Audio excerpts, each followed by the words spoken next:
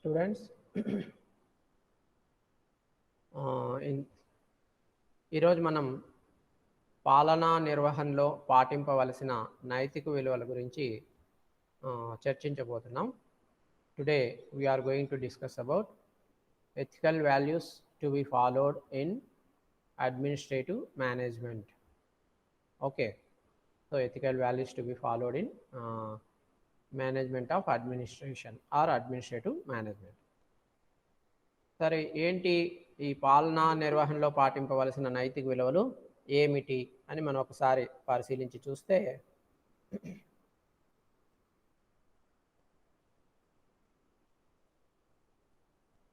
So ఏ సంస్థ మనుగడకైనా ఆ సంస్థ యొక్క సమర్థవంతమైన పాలక నిర్వహణపై ఆధారపడి ఉంటుంది. సో ఒక సంస్థ యొక్క మనుగడ అంటే ఆ సంస్థ కొనసాగడం అన్నమాట.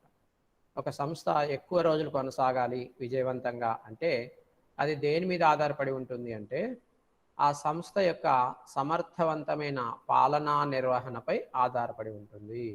ఆ సంస్థని ఎంత సమర్థవంతంగా నిర్వహిస్తారో, ముఖ్యంగా ఆ సంస్థ యొక్క పాలనా నిర్వహణని ఎంత సమర్థవంతంగా నిర్వహిస్తారో దాని మీదే ఆ సంస్థ యొక్క మనుగడ అనేటువంటిది ఆధారపడి ఉంటుంది. అంటే administrative management. So the existence of an organization depends upon the successful management of administration అనేటువంటిది ఇక్కడ మెయిన్ పాయింట్ అన్నమాట. సో పాలనా నిర్వహణలో సంస్థ యొక్క ప్రణాళిక, నిర్మాణము, ఉద్యోగులు, దిశ నిర్ధారణ, నియంత్రణ మున్నగు అంశాలు ఇమిడి ఉన్నాయి. సో ఏమిటి పాలనా నిర్వహణ?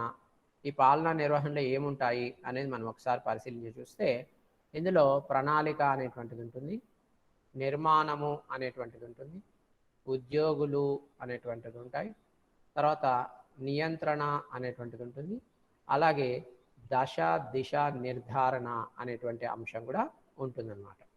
So in management, in administrative management, all these features we can see. What are these main features that we can see in administrative management? If we question, answer for that question is number one is plan. Number one is plan. Number two is structure. Number three is employees. Number four is controlling, and number five is direction.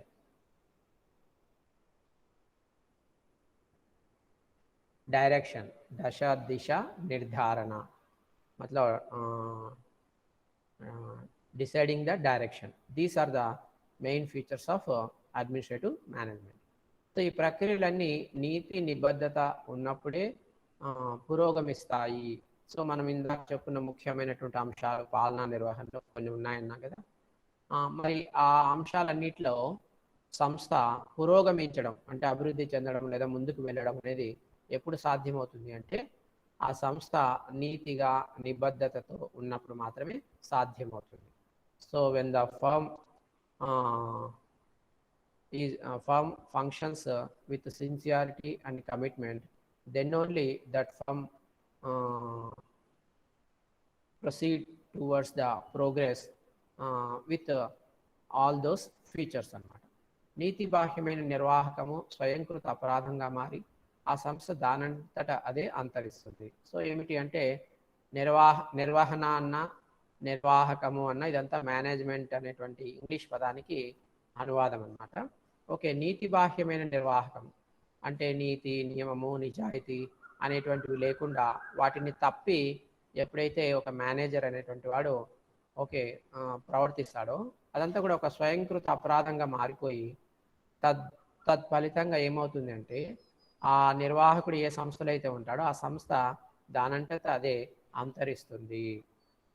So manager అనేటువంటి వాడు sincerity, నీతి, నిజాయితీని తప్పకూడదు. తప్పితే వాడు చేసే పొరపాటు వల్ల వాడు ఏ సంస్థకైతే మేనేజర్గా ఉంటాడో ఆ సంస్థని ఆ మేనేజరే స్వయంగా చేతులారా నాశనం చేసిన వాడు అవుతాడు.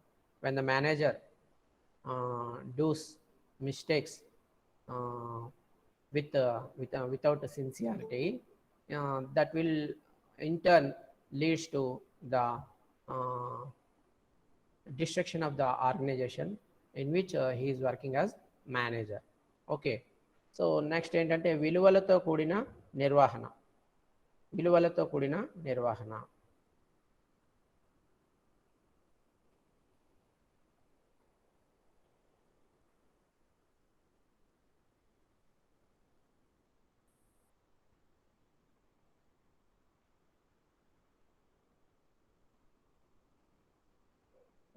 ఎవరైనా క్లాస్కి అటెండ్ అయిన వాళ్ళు మీరు మధ్యలో క్లాస్ మధ్యలో ఎంతమంది అటెండ్ అయినారు అని స్క్రీన్ షాట్ తీసి తర్వాత వాట్సాప్ గ్రూప్లో పెడతారా? క్లాస్కి అటెండ్ అయిన వాళ్ళు ఎవరైనా మాట్లాడండి. నవ్యశ్రీ, నిర్మల, పవన్ కుమార్, మీలో ఎవరైనా క్లాస్ జరిగేటప్పుడు ఓకే వింటూ ఉంటే మధ్యలో లిస్టు కనిపిస్తుంది రైట్ సైడ్ ఎంతమంది అటెండ్ అయినారు అనేది, ఆ లిస్టు స్క్రీన్ షాట్ తీసి క్లాస్ అయిన తర్వాత వాట్సాప్ గ్రూప్లో పెడతారా? Okay sir. ఎవరు? నవ్యశ్రీ. ఓకే అమ్మా, క్లాస్ అయిన తర్వాత వాట్సాప్ గ్రూప్లో పెట్టండి అమ్మా. మధ్యలో అంటే ఇప్పుడు చూడండి, ఇప్పుడు ఒక 6 మంది కనిపిస్తున్నారు కదా, సో ఇంకా కొద్దిమంది జాయిన్ అవుతారు అనమాట. కాసేపు వెయిట్ చేస్తే ఒక హాఫ్ అన్ అవర్ అట్లా వెయిట్ చేస్తే ఇంకొద్దిమంది జాయిన్ అవుతారు. సో 3:30 ఆ టైంలో మీరు స్క్రీన్ షాట్ తీసి పెట్టుకోండి. క్లాస్ అయిన తర్వాత వాట్సాప్ గ్రూప్, మన వాట్సాప్ గ్రూప్లో పెట్టేసేయండి, మీ క్లాస్ వాట్సాప్ గ్రూప్లో. సరేనమ్మా? ఓకే అమ్మా, ఓకే ఓకే. ఆడియో ఆఫ్ చేసుకోండి, నేను పాఠం చెప్తున్నాను డిస్టర్బెన్స్ లేకుండా. మధ్యలో ఏదైనా అడిగినప్పుడు మాత్రం ఆడియో ఆన్ చేసుకొని మాట్లాడండి. సో ఇప్పుడు మనం ఏం చెప్పుకుంటున్నాం అంటే ఈ పాలనా నిర్వహణలో పాటించవలసిన నైతిక విలువలు అనేటువంటి టాపిక్ చెప్పుకుంటున్నాం. సో దీనికి సంబంధించి ఇప్పటి వరకు పరిచయం అనేది చూసాము ఈ టాపిక్కి. నెక్స్ట్ మరి ఏంటి విలువలతో కూడిన నిర్వహణ అంటే ఏంటి, what is management with values అనేటువంటిది ఇప్పుడు చూద్దాం. ఒక సంస్థ పురోగమించాలంటే నైపుణ్యాలు మాత్రమే కాక నైతిక విలువలు కూడా చాలా ముఖ్యమైనవి. మంచి విలువలతో కూడిన వ్యవస్థను అభివృద్ధి చేయాలంటే నిర్మలమైన మనసు కావాలి. సో చూడండి, ఒక సంస్థ ఎప్పుడు అభివృద్ధి చెందుతుంది, ఒక సంస్థ ఎప్పుడు పురోగమిస్తుంది అంటే కేవలము ఆ సంస్థలో పనిచేసేటువంటి ఉద్యోగులకి నైపుణ్యం మాత్రం ఉంటే సరిపోదు. నైపుణ్యము అంటే చేయగలిగినటువంటి, అంటే కొత్త కొత్త టెక్నాలజీని, సాంకేతికతని ఉపయోగించి ఓకే చక్కగా తొందరగా కావలసిన విధంగా మనం ఏదైనా పని చేయగలిగితే దాన్ని నైపుణ్యము అని చెప్పి అంటారు. ఓకే, తగిన శిక్షణ తీసుకొని మనం ఆ విధంగా ఇచ్చిన సమయంలో చెప్పిన విధంగా చక్కగా తొందరగా చేయగలిగితే దాన్ని నైపుణ్యము అని చెప్పి అంటారు, స్కిల్ అని చెప్పి అంటారు. ఓకే, సో ఒక సంస్థ అభివృద్ధి చెందాలి అంటే సంస్థలో ఉండే ఉద్యోగులకి కేవలం నైపుణ్యం మాత్రం ఉంటే సరిపోదు. ఇంకా ఏముండాలి అంటే ఆ సంస్థ టోటల్గా సంస్థలో ఉండేటువంటి ఉద్యోగులందరికీ కూడా, అంటే యజమాని ప్లస్ నిర్వాహకుడు మరియు ఉద్యోగులు అందరికీ కూడా ఏముండాలంటే నైపుణ్యంతో పాటు నైతిక విలువలు కూడా ఖచ్చితంగా ఉండాలి. నైతిక విలువలు అనేవి చాలా ముఖ్యమైనటువంటివి. కేవలం నైపుణ్యం ఉంటే సరిపోదు. నైపుణ్యం ఉంటే డబ్బులు మాత్రం వస్తాయి, లాభాలు మాత్రం వస్తాయి, కానీ అదే కాదు కదా. సంపూర్ణ మానవ లక్ష్యము ఏమిటి, మనం పదే పదే అనేక క్లాసుల్లో చెప్పుకుంటూ వస్తున్నాం. సంపూర్ణ మానవ లక్ష్యం అంటే కేవలం సమృద్ధి అంటే సంపద మాత్రమే కాదు, సంపదని సృష్టించడము లేదా సంపాదించడము అది మాత్రమే కాదు, దాంతోపాటు ఇంకా ఏం కావాలి, సంతోషం కూడా కావాలి.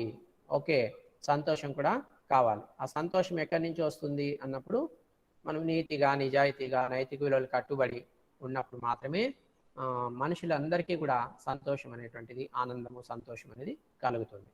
సంపద అనేది కష్టపడితే వస్తుంది. ఓకే, నైపుణ్యం మన దగ్గర ఉండాలి, కష్టపడాలి, అప్పుడు సంపద అనేటువంటిది వస్తుందన్నమాట.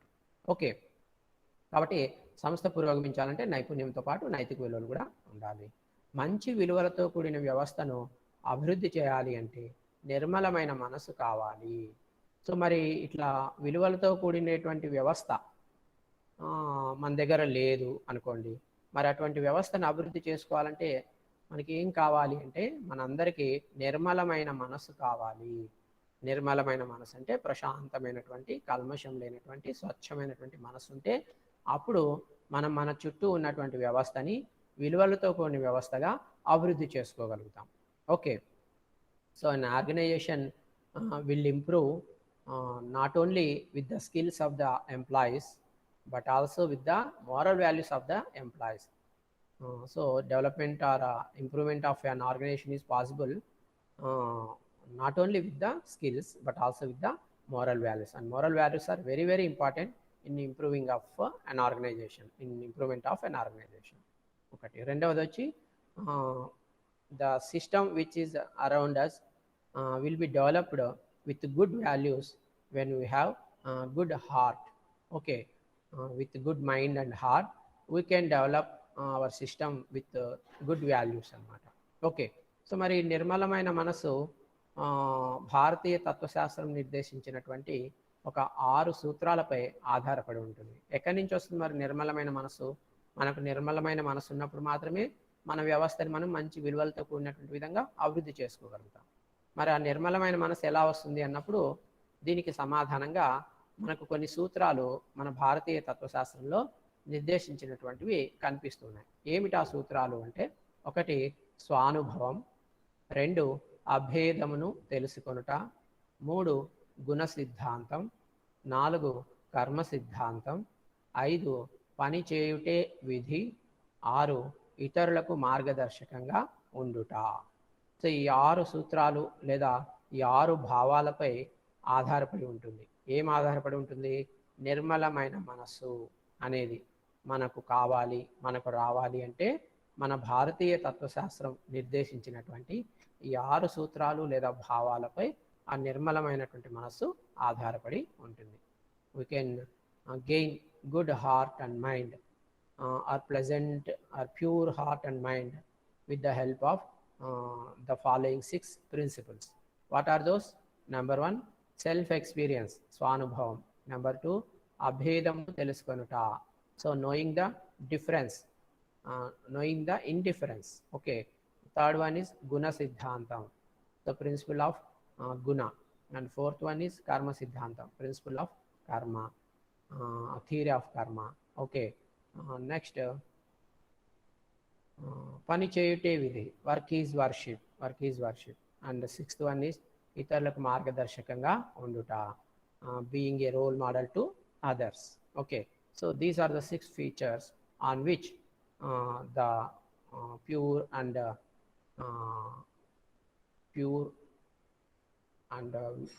pure mind and heart is possible on basing on these principles, these 6 principles అన్నమాట. సో నెంబర్ 1 వచ్చి సెల్ఫ్ ఎక్స్పీరియన్స్, స్వానుభవం. ఏమిటి స్వానుభవం అంటే, మన దినచర్యలన్నీ గౌరవం లేక నీచ స్వభావ ఫలితంగా జరుగుతూ ఉంటాయి. నీచ స్వభావం అంటే పని చేసే చోట అనైతికంగా ప్రవర్తించటం, అనైతికం అనగా ఒకరిని గూర్చి దుర్భాషలాడటం, అవినీతికి పాల్పడటం, విధులను సక్రమంగా నిర్వహించకపోవటం మున్నగునవి. సో మరి చూడండి, స్వానుభవం అంటే సెల్ఫ్ ఎక్స్పీరియన్స్. ఏంటి సెల్ఫ్ ఎక్స్పీరియన్స్ అంటే, మన డైలీ రొటీన్ అంటే రోజు మనం చేసేటువంటి పనులు, దినచర్యలు అని చెప్పి అంటారు. సో మన దినచర్యలన్నీ మనం గమనిస్తే ఇవి దేని వల్ల జరుగుతూ ఉంటాయి దినచర్యలు అంటే, గౌరవం లేక నీచ స్వభావం ఫలితంగా. మన స్వభావములో మనకు ఎవరి పట్లైనా నీచ భావన కానీ గౌరవ భావన కానీ ఉంటే దానివల్ల కొన్ని పనులు చర్యలు అనేటువంటి మనం చేస్తూ ఉంటాం. ఆ విధంగా మన దినచర్యలన్నీ జరుగుతూ ఉంటాయి అన్నమాట. ఓకే, సో ఏంటి నీచ స్వభావము అని అంటే, మనం ఎక్కడైతే పని చేస్తూ ఉంటామో అక్కడ మనము అనైతికంగా ప్రవర్తించడం. అనైతికంగా అంటే తప్పుడుగా ప్రవర్తించడం, నీతిగా నిజాయితీగా లేకుండా అనైతికంగా ప్రవర్తించడం.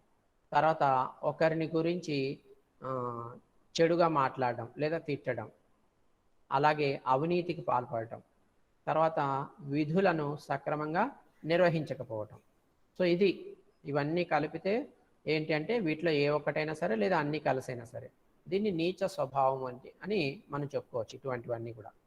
సో ఏంటి, what is bad character are bad nature అంటే, కన్నింగ్ నేచర్ అంటే అర్థం ఏంటంటే ఇక్కడ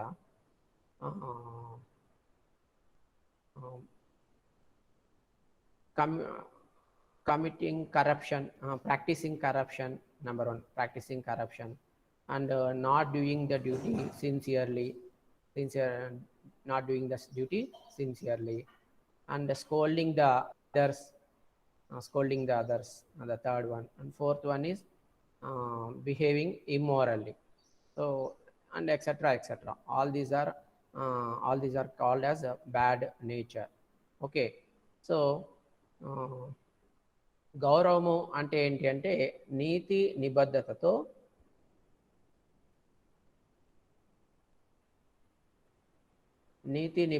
పనిచేయటం.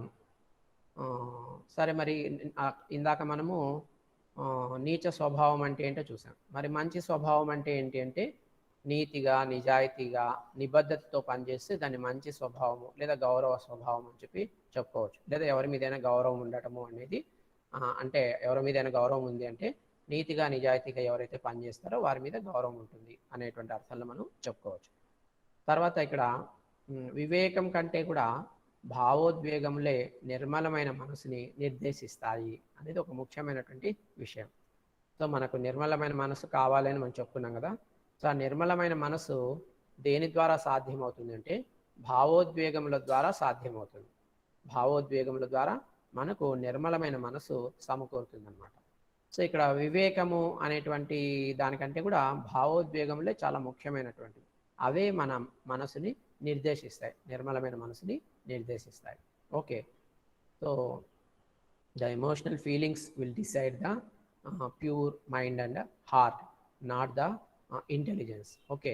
సో కనుక ఒక చోట పనిచేసే వ్యక్తులు స్వీయ ప్రయోజనాలను ఆశింపక గౌరవంగా, హుందాగా తమ విధుల్ని నిర్వహించాలి. అందువల్ల వ్యక్తులు ఎవరైతే ఏదైనా ఒక సంస్థలో ఒక చోట పనిచేస్తూ ఉంటే వారు ఎంతసేపు తమ లాభాలు, తమ ప్రయోజనాలు, తమ ఆనందాలు వాటి గురించి ఆలోచన చేయకుండా ఓకే గౌరవంగా, హుందాగా తమ విధుల్ని నిర్వహించాలి. 10 మందికి గౌరవం కలిగేలాగా తమ డ్యూటీ అనేటువంటి, తమ విధులు అనేటువంటి నిర్వహించాలి. అది కూడా ఎలా అంటే హుందాగా విధుల్ని నిర్వహించాలన్నమాట. Okay. So we should do our duty with self respect and dignity, without expecting any self motive. Okay, so that is very much important for all individuals who will work in a firm. Okay. తర్వాత రెండవది వచ్చి ఏమిటి అంటే అభేదంను తెలుసుకొనుట. So ఇందులో next వచ్చి రెండవ అంశం ఏంటంటే అభేదంను తెలుసుకొనుట. సో ప్రతి వ్యక్తి నిజాలను తెలుసుకొని స్వీయ ప్రయోజనాలను విడిచి ఇతరుల ప్రయోజనాలకు పాటుపడాలి. అందుకు నిర్మలమైన జ్ఞానము లేక వివేకము అవసరము. సో అభేదం తెలుసుకుంటా అంటే ఏంటంటే ప్రతి వ్యక్తి ఓకే అంటే ఇది వ్యవస్థలో భాగమైనటువంటి ప్రతి వ్యక్తి లేదా ఒక సంస్థలో భాగమైనటువంటి ప్రతి వ్యక్తి ఏం తెలుసుకోవాలంటే నిజాలు, what is truth, what is fact. Every individual must and should know what is truth or what is fact, number 1. తర్వాత స్వీయ ప్రయోజనాలను విడిచి ఇతరుల ప్రయోజనాలకు పాటుపడాలి.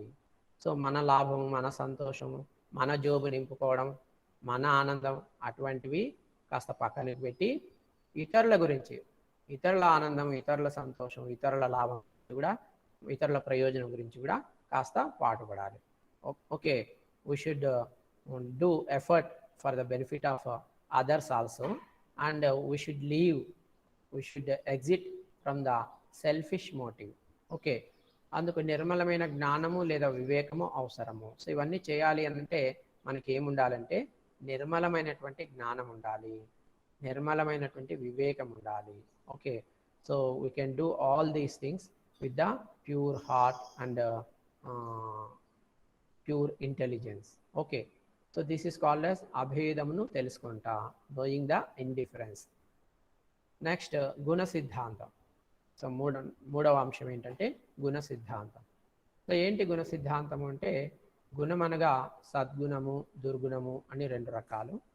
సద్గుణం అంటే సత్యము, ఆత్మనిగ్రహము, నిర్భయత్వము, నీతి, నిబద్ధత మొదలుగుణం. దుర్గుణం అంటే అవివేకము, క్రూరత్వము, గర్వము, అహంకారము, ఇవి అన్నమాట. సో ఏంటి గుణము అంటే? గుణము అంటే అందులో 2 రకాలు ఉంటాయి గుణాల్లో, మంచి గుణాలు, చెడు గుణాలు. మంచి గుణాలని సద్గుణాలు అని చెప్పి అంటారు, చెడ్డ గుణాలని దుర్గుణాలు అని చెప్పి అంటారు. సో ఇట్లా గుణాలు 2 రకాలు. సరే, మంచి గుణాలు లేదా సద్గుణాల కింద మనం ఏ గుణాలని చూడొచ్చు అని అంటే సత్యము అంటే నిజము అన్నట్టుగా, నిజం మాట్లాడడము, లేకుంటే మంచి మార్గంలో నడుచుకోవడం, దాన్ని సత్యము అంటాం. ఆత్మనిగ్రహం, ఆత్మనిగ్రహం అంటే మన శరీరాన్ని మనసుని మన నియంత్రణలో పెట్టుకోవడం, మన కంట్రోల్లో. we should control our mind and body. Okay, when we have that control over our mind and body, then it is called as atma nigraham. So satyam ante truth, truth, in on which way the Gandhiji lead his life, that is called as truth. సత్యం అంటే గాంధీ నడుచుకున్నటువంటి మార్గం, సత్య మార్గం. తర్వాత నిర్భయత్వము, నిర్భయత్వం అంటే భయం లేకపోవడం. So should not having the fear, without any fear. Okay, so అది కూడా వస్తుంది సద్గుణం కింద. తర్వాత నీతి నిబద్ధత, so sincerity and commitment. Okay, so ఇటువంటి గుణాలన్నింటినీ సద్గుణాల కింద మనం చెప్పుకోవచ్చు. What are the good characters or what are the good characters అని మనం క్వశ్చన్ చేసుకుంటే truth, self control, with having no fear, sincerity and commitment, etc etc, all these are called as good characters. Okay, సద్గుణాలని.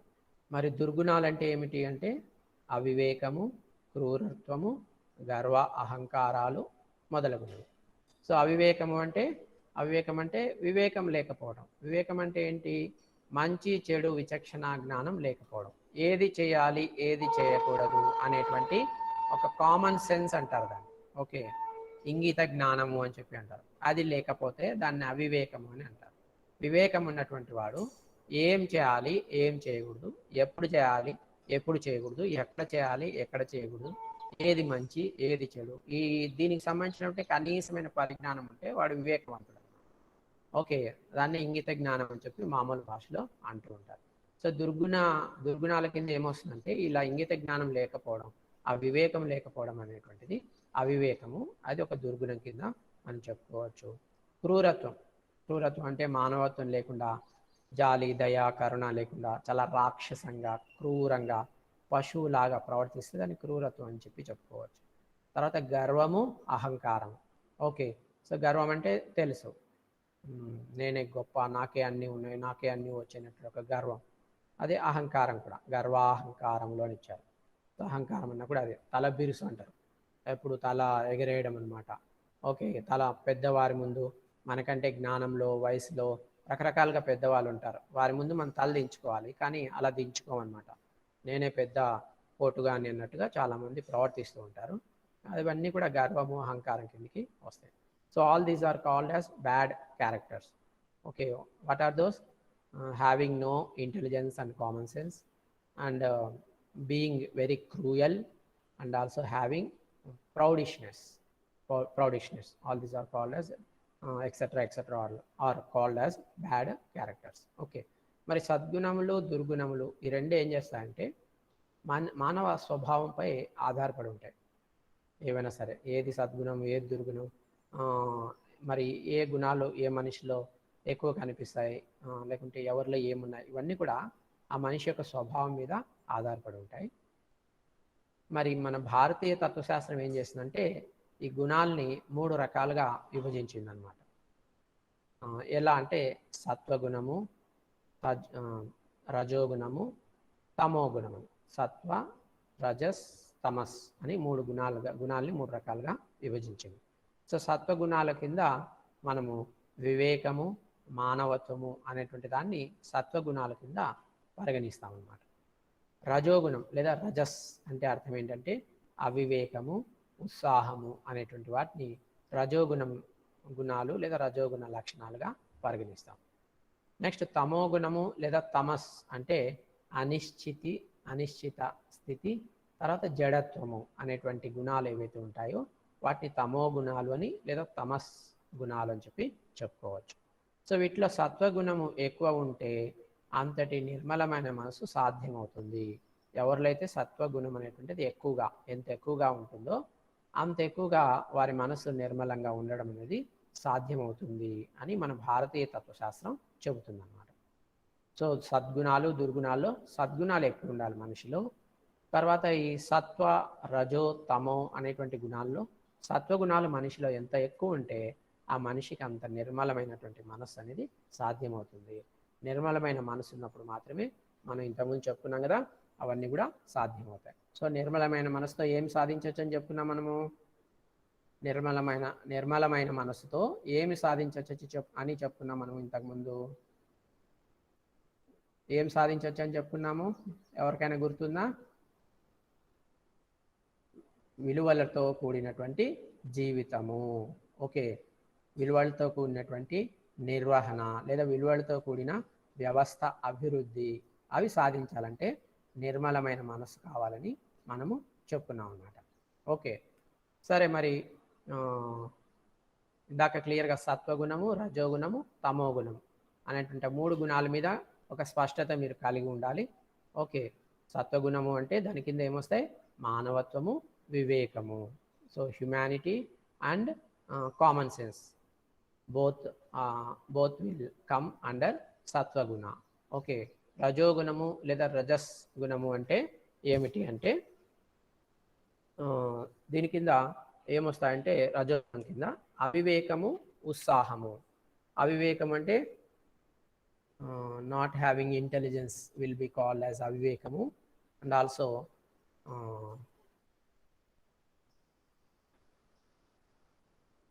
having a very enthusiastic is also called as రజోగుణం. Okay, next తమోగుణం కింద ఏమొస్తాయంటే అనిశ్చితి, జడత్వము. జడత్వము అంటే స్టేబుల్నెస్ అని చెప్పి మనం చెప్పుకోవచ్చు. Okay, stoneliness or stableness is called as జడత్వము. అండ్ అనిశ్చితి, so this is also unstableness will be called as అనిశ్చితి. ఓకే, సో ఇవన్నీ కూడా తమో గుణాల కిందకి వస్తాయి.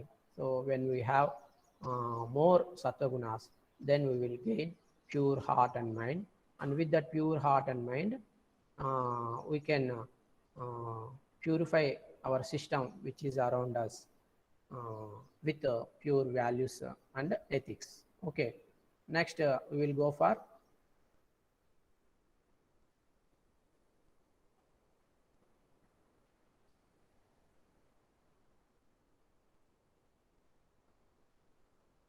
So next we will go for another feature అన్నమాట. మరొక అంశాన్ని చూద్దాం. సో ఏమిటి ఇది మరొక అంశం అంటే కర్మ సిద్ధాంతం. సో కర్మ సిద్ధాంతం కింద మనము ఏం చర్చించుకోవచ్చు అంటే ఒక వ్యక్తి తన గతికి తానే బాధ్యుడు అనేది కర్మ సిద్ధాంతం.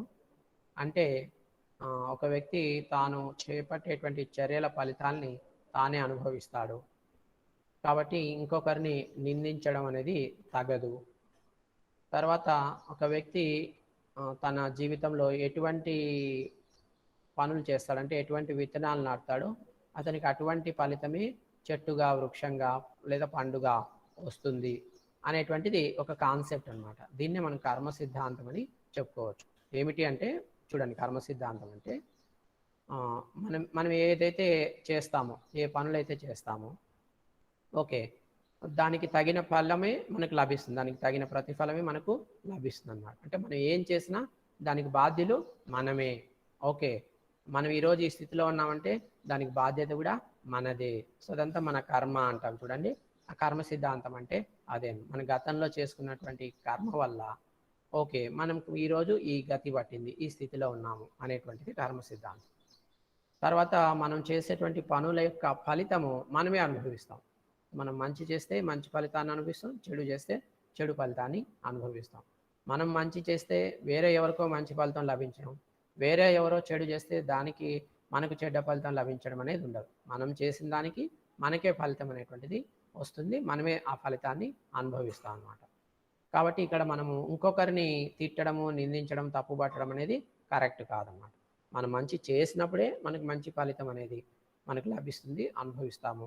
మనం చెడు చేసింటే గతంలో దానికి చెడు ఫలితం ఇప్పుడు అనుభవిస్తాము. కాబట్టి మనం ఈ విషయంలో ఇంకొకరిని నిందించకూడదు.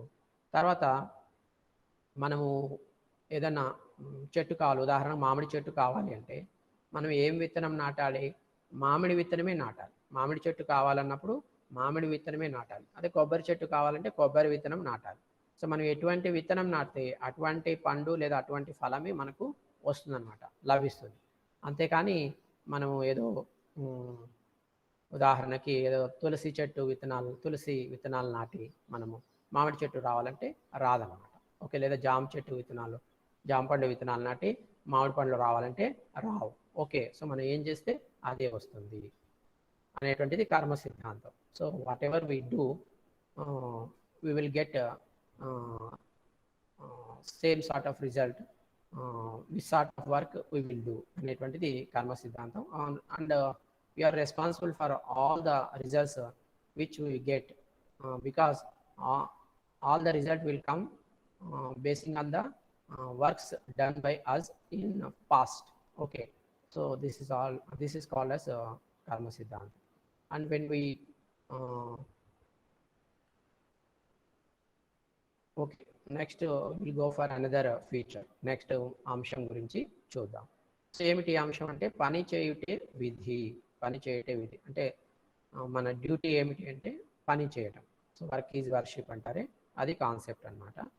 సో మన భగవద్గీతలో కూడా ఈ విషయాలన్నీ చెప్పబడినాయి. ఒక సిద్ధాంతం ఉంది, ఏమిటంటే నిష్కామ కర్మ సిద్ధాంతం అని భగవద్గీతలో ఉంది. సో ఆ సిద్ధాంతం ప్రకారము ఎటువంటి ప్రతిఫలాన్ని ఆశించకుండా మన పని మనం చేయాలి. ఓకే, ఫలితం అనేటువంటిది దానంతకు అదే వస్తుంది అనేది ఈ నిష్కామ కర్మ సిద్ధాంతం యొక్క మౌలిక సూత్రం అన్నమాట. సో మనం ఏదైనా పని చేసేటప్పుడు ఈ పని చేస్తే నాకు ఏమొస్తుంది, నాకు ఎటువంటి ప్రతిఫలం లభిస్తుంది అని ఆశించకూడదు అన్నమాట, ఆలోచన చేయకూడదు. మనం పని చేయాలంతే.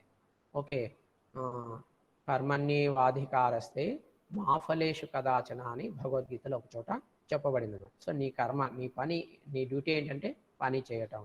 నువ్వు పని చేస్తూ పో, నువ్వు చేసిన పనికి తగినట్టుగా నీకు ప్రతిఫలం అనేటువంటిది దానంతకు అదే వస్తుంది అనేటువంటి ఈ మౌలిక సూత్రము ఈ నిష్కామ కర్మ సిద్ధాంతంలో ఉంటుంది.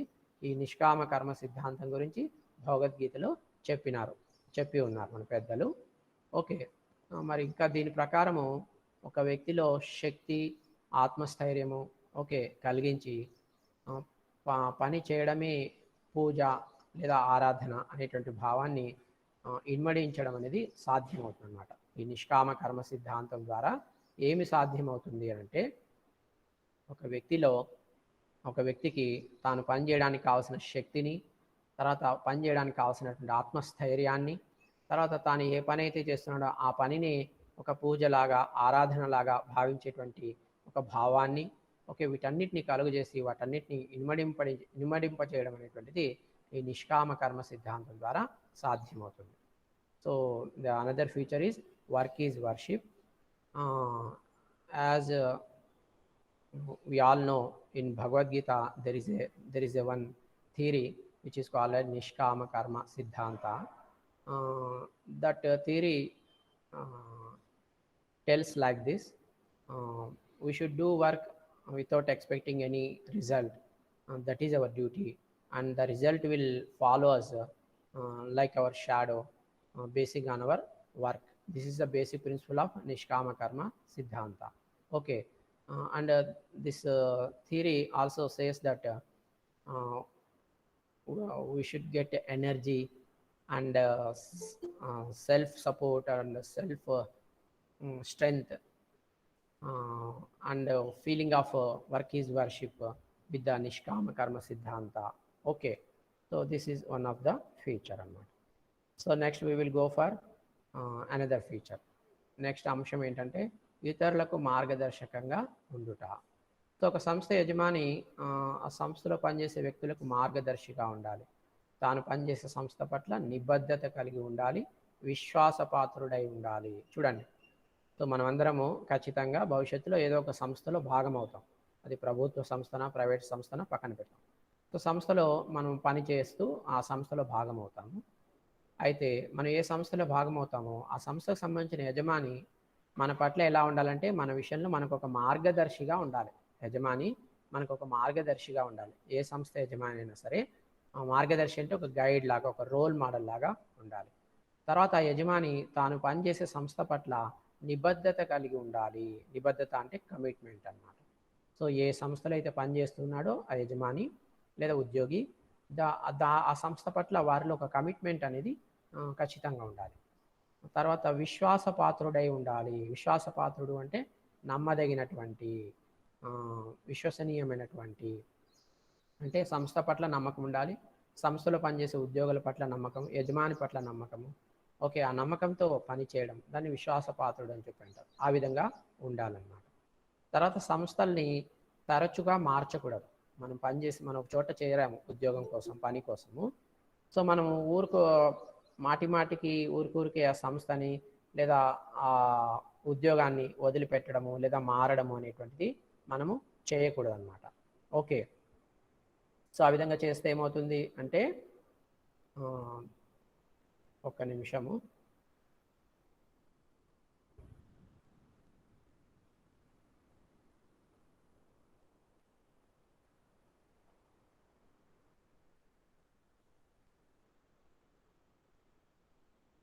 ఇంకొక 5-10 నిమిషాలు క్లాస్ ఉంది, వెళ్ళకండి. ఒక నిమిషం, నేను మరి కంటిన్యూ చేస్తాను. జస్ట్ ఒకటి ఇది తీస్తున్నాను స్క్రీన్ షాట్.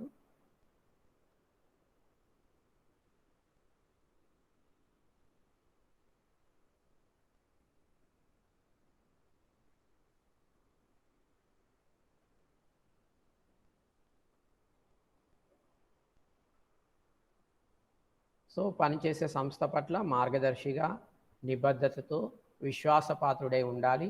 తర్వాత ఆ సంస్థల్ని తరచుగా మార్చకూడదు. ఓకే, బలమైన కారణం లేకుండా, కొద్ది కాలం కూడా పనిచేయకుండా, తరచుగా అంటే చాలా తక్కువ సమయము ఏ సంస్థలైనా పనిచేయటము, ఊరికే సంస్థలు మారడము, ఉద్యోగం మారడము, ఇటువంటివి చేయకూడదు. తర్వాత మన అభివృద్ధికి, మన అభ్యున్నతికి ఎవరైతే కారణమై ఉంటారో వారిని ఎప్పుడు కూడా విస్మరించకూడదు. వారి పట్ల కృతజ్ఞతాభావంతో మెలగాలి. ఓకే, సో ఇవన్నీ ఏంటి అంటే ఇతరులకు మార్గదర్శకంగా ఉండటము అనేటువంటి అంశం కింద మనము చూస్తున్నాం అన్నమాట. సో ఏమిటి, మనం ఒక సంస్థలో పనిచేసేటప్పుడు మన సంస్థలో చేరినప్పుడు ఒక చిన్న స్థాయిలో తక్కువ జీతానికి మనం సంస్థలో ఉద్యోగంలో చేరుతాము. ఒక 5 సంవత్సరాలు 10 సంవత్సరాలు బాగా కష్టపడితే ఆ సంస్థలో ఒక యజమాని వల్ల కానీ, లేదా ఒక నిర్వాహకుడి వల్ల కానీ, లేదా సాటి ఉద్యోగి వల్ల కానీ మనం బాగా అభివృద్ధి సాధించామనుకోండి, అప్పుడు మన అభ్యున్నతికి ఎవరైతే కారకులో వారిని ఎప్పుడు కూడా మర్చిపోకూడదు. వారి పట్ల మనము కృతజ్ఞతాభావంతో మెలగాలి అనేటువంటిది మరొక విషయం అన్నమాట. So we should keep all these features or factors in our mind. Okay, what are the features? Number one is we should be a role model. So if we are working in a firm and we are a owner of that firm, we should be a role model to all those workers who are working in our firm. And number two is we should work with full commitment towards our work, and we should be thankful towards those people who helped us in developing in our career, and we should not forget them. Okay, and also we should not change our firm or organization frequently without any strong reason. Okay, these are the main features of this. Okay, so ఇతరులకు మార్గదర్శకంగా ఉండటం, should be role model to others అనేటువంటి feature కింద ఈ విషయాలన్నీ మనము దృష్టిలో పెట్టుకోవాలి. సరే, మరి ఈ పాలనా నిర్వహణలో కొన్ని వేదాంత సూత్రాలు కూడా ఉన్నాయి. వాటిని కూడా మనం దృష్టిలో పెట్టుకుంటే మనకు నిర్మలమైన మనస్సు అనేటువంటి సాధ్యమవుతుంది. సో ఏమిటా వేదాంత సూత్రాలు అంటే, ఇప్పుడు ఇటీవల మనం గమనిస్తే అది ప్రభుత్వమైన ప్రైవేట్ అయిన సంస్థ యొక్క పాలనలో కొన్ని వేదాంత సూత్రాల్ని పాటిస్తున్నారు. ఆ సూత్రాలు ఏమంటే సామ, దాన, భేద, దండ అనేటువంటి ఒక 4 మార్గాలు. వీటిని వేదాంత సూత్రాలు అని చెప్పి అన్నారు. మామూలుగా అయితే ఉపాయాలు అని మీరు వింటారు. సామ, దాన, భేద, దండోపాయాలు అని మీరు తెలుగులో కానీ హిందీలో కానీ ఎప్పుడైనా మీ లెక్చరర్స్ నోటి నుంచి వినుంటారు. సామ, దాన, భేద, దండోపాయాలు అని. సో వాటిని ఇక్కడ మనం వేదాంత సూత్రాలు అని చెప్పుకుంటున్నాం. సో మరి 4 వేదాంత సూత్రాలు లేదా మార్గాలు ఉన్నాయి కదా. మరి ఇందులో సామ అంటే ఏంటంటే దౌత్యము అంటే రాయబారము అని మీరు వినుంటారనమాట. అంటే ఒక ఇరు వర్గాలకి, ఇరు పక్షాలకి ఘర్షణ జరిగినప్పుడు ఆ ఘర్షణ, గొడవ లేకుంటే యుద్ధము మరింత పెద్దది కాకుండా ఉండడం కోసం ఓకే, రాయబారానికి వెళ్తాం, అంటే రాజీ కాంప్రమైజ్ కావడానికి వెళ్తాం అనమాట. మన తరపున ఒకరు వెళ్ళి మాట్లాడతారు. సో మాకేం అవసరం లేదు, జస్ట్ మాకు ఒక 5 ఊర్లు ఇవ్వండి, మేము మీతో సంధి కుదుర్చుకుంటాం, మనం సామరస్యంగా ఉందాం. ఓకే, మీరు వాళ్ళు సామరస్యంగా ఉందరు, వాళ్ళకి జస్ట్ ఒక 5 ఊర్లు ఇవ్వండి అన్నట్టుగా శ్రీకృష్ణుడు పాండవుల తరపున కౌరవుల దగ్గరికి రాయబారంకి వెళ్తాడు. అలా రాయబారంకి వెళ్ళడాన్ని దౌత్యం అని చెప్పి అంటారు. సో సామ అంటే అది అనమాట. దాన అంటే బహుమానం, గిఫ్ట్లు ఇవ్వడం. ఓకే, సో మనము ఎవరైనా మన మాట వినాలి అంటే వారికి కానుకలు ఇస్తే కొద్దిమంది మాటలు వింటారన్నమాట. సో ఏదన్నా తిండి ఇష్టమైతే తిండి రూపంలో, వస్తువులు ఇష్టమైతే వస్తువు రూపంలో, డబ్బు ఇష్టమైతే డబ్బు రూపంలో కానుకలు ఇస్తే కొద్దిమంది మన మాట విని పని చేస్తారన్నమాట. దాన్ని దానం అంటారు. దండ అంటే శిక్ష, శిక్షించడం అన్నమాట, పనిష్మెంట్. కొద్దిమంది బెదిరించాలి, కొట్టాలి, తిట్టాలి, శిక్షలు విధించాలి. అది దాని ద్వారా కొద్దిమంది విని పని చేస్తారు. ఓకే, సో కొద్దిమంది మొదట సామాన్ చెప్పిన కాంప్రమైజ్, సంధి కుదుర్చుకున్నాం, మాకు ఏదో ఈ మాత్రం ఇస్తే చాలు, అట్లా రాయబారము లేదా రాజీకి ఎవరైనా ముందుకు వస్తే దానికి సమ్మతించి వారు చెప్పినట్టు చేయడానికి కొద్దిమంది ముందుకు వస్తారు, దాన్ని సామ అంటారు. ఇంకా చివరిగా భేద అంటే అర్థం ఏంటి అంటే విభజించి పాలించడం అన్నమాట. డివైడ్ అండ్ రూల్ అని వినుంటారు. డివైడ్ అండ్ రూల్, విభజించు పాలించు అనేటువంటి ప్రిన్సిపల్ని భేద అని చెప్పి అంటారు. సో ఈ 4 మార్గాలు, వీటిని వేదాంత సూత్రాలు అని చెప్పి చెప్పుకుంటున్నాము. వీటిని ఈరోజు ఆధునిక కాలంలో, నేడు ఈ కాలంలో కూడా మన దేశంలోని అనేక సంస్థల్లో వీటిని ఫాలో అవుతూ ఉన్నారు. సో ఉదాహరణకి ఓఎన్జీసీ లాంటి సంస్థలు, లేదా ర్యాంబ్యాక్స్ లాంటి సంస్థలు, క్రాంప్టన్ అండ్ గ్రీవ్స్ లాంటి సంస్థలు, ఈ అన్ని సంస్థల్లో ఎప్పుడో వందల వేల సంవత్సరాల క్రితం మన వేదాంగాల్లో చెప్పినటువంటి ఈ సూత్రాలు, ఈ ఉపాయాలు, మార్గాలు, సామధాన భేద దండోపాయాలు అని ఏవైతే చెప్పుకున్నామో వాటిని అనుసరిస్తూ ఉన్నారు.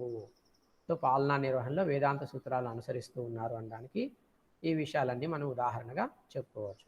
So in administrative management nowadays in India, in so many firms and organizations, they are following the principles of Vedanta.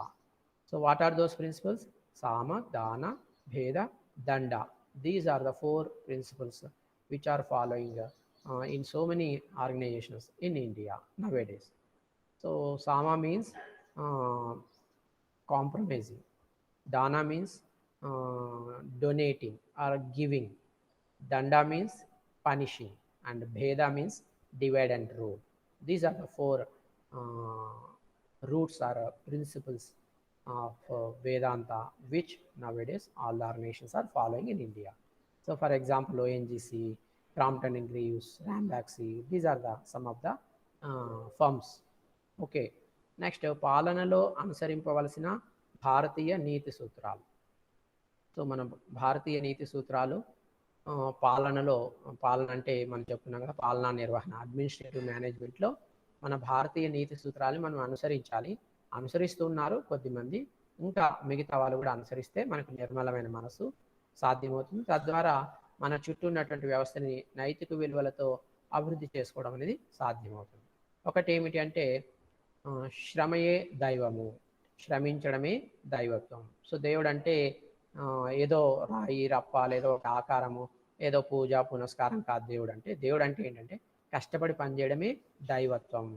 శ్రమించాలి, కష్టపడాలి. ఓకే, సో ఒక మంచి కారణం కోసం, ఒక మంచి లక్ష్యం కోసం మనం కష్టపడి పనిచేస్తే, శ్రమిస్తే అది పూజతో సమానం, అది ఆరాధనతో సమానం.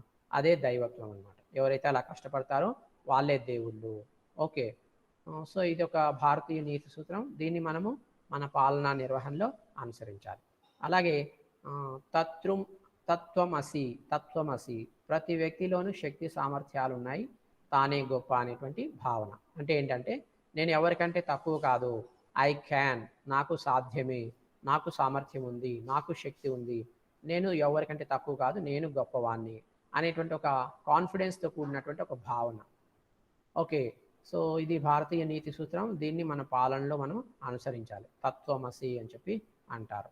ఓకే, నేను చేయగలను, నేను మామూలు మనిషిని కాదు, నేను గొప్పవాణ్ణి, నాకు శక్తి ఉంది, నాకు సామర్థ్యం ఉంది అనేటువంటి. అలాగే ప్రతి వ్యక్తిలోనూ శక్తి ఉంది, సామర్థ్యం ఉంది, ప్రతి వ్యక్తి గొప్పవాడే అనేటువంటి భావన. ఇది మనం పాలనా నిర్వహణలో కలిగి ఉండాలి. తర్వాత అహం బ్రహ్మోస్మి, అహం బ్రహ్మోస్మి అంటే అసాధ్యాన్ని సుసాధ్యం చేయగలిగినటువంటి విశ్వాసం. సో ఏదైతే చేయలేరు, ఇది అసాధ్యం అని అందరూ అనుకుంటూ ఉంటారు, అటువంటి దాన్ని కూడా మనం చేసి చూపించగలము, సాధ్యమే అనేటువంటి ఒక విశ్వాసము నమ్మకం మనకుంటే దాన్ని అహం బ్రహ్మోస్మి అని అంటారు. సో పాలనా నిర్వహణలో మనం ఇటువంటి నీతి సూత్రాన్ని కూడా అనుసరించాలి. ఓకే. తర్వాత ఆత్మనో మోక్ష జగద్హితాయ.